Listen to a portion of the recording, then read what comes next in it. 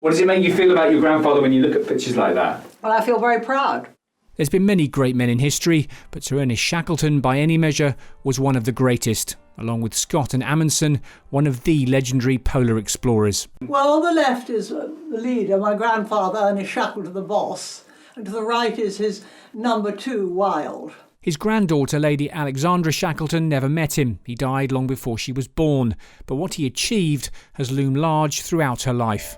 He wasn't perfect. I'm not one of these sort of ancestor worshippers. He wasn't perfect, but he was a very great man. I think it was innate. He just knew what he ought to do. But of course, in that era, if you had a job that required leadership, you expect to be able to lead. Leadership in those days was not a learnt self-conscious skill. It grew out directly as the sort of person you were, for better or worse, really. Shackleton joined the Royal Naval Reserve in 1901 as a sub-lieutenant. In 1907, on his Nimrod expedition, he led his men to within 100 miles of the South Pole. 8 years later, he returned aboard his ship Endurance, his aim to make the first crossing of Antarctica from coast to coast. This remarkable film, shot by cameraman Frank Hurley, provides an amazing record of what would become an incredible story of human survival. After sailing into the Weddell Sea, Shackleton's ship became trapped in pack ice.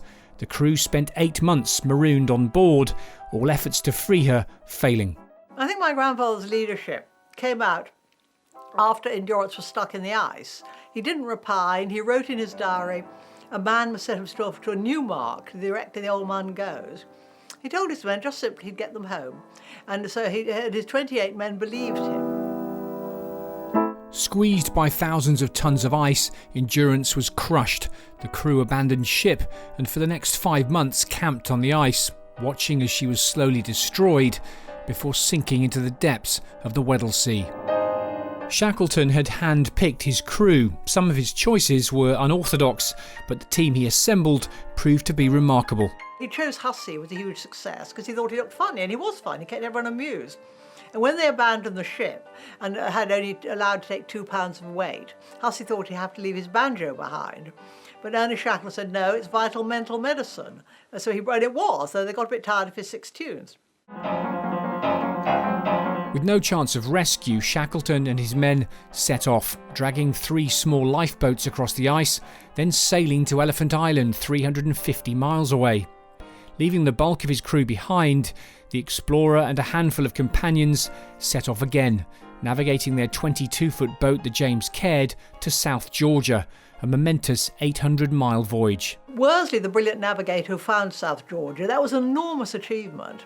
It would be very easy for this little boat to have missed South Georgia, gone straight out of the Atlantic, never be heard of again. And he only got a few sightings of the sun during that whole time. Worsley wrote of the boat journey, when Ernest Shackleton kept an eagle eye on all of us. If anyone was failing, he would order hot milk, not just for him, but for everybody. So this man wouldn't feel, I'm the only person not coping. That's what I call instinctive leadership. After 16 days at sea and suffering terrible thirst, the men landed on South Georgia. To reach the whaling station on the other inhabited side of the island, Shackleton and his men had to scale a glacier. None of them were mountaineers, and their equipment was basic. Then they knew that if they were in the right place, they were near the Stromness whaling station. So they would hear the whistle calling the whalers to work. So they waited, must have seen a very long quarter of an hour. Then they heard what Ernest Shackleton described as the sweetest music human ear ever heard. It was the sound of the whistle. Shackleton and his men had miraculously survived, and after 4.5 months on Elephant Island, his remaining crew were also eventually rescued. And at 4 attempts, Ernest Shackleton retrieved his men from Elephant Island.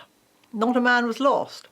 The men's remarkable tale of survival made them celebrities, and Frank Hurley's film captures the huge welcome that awaited them in Chile as they made their way home.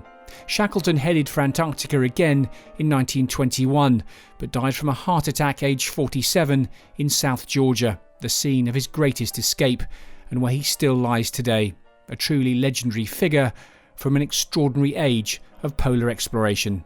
Simon Newton, Forces News, London.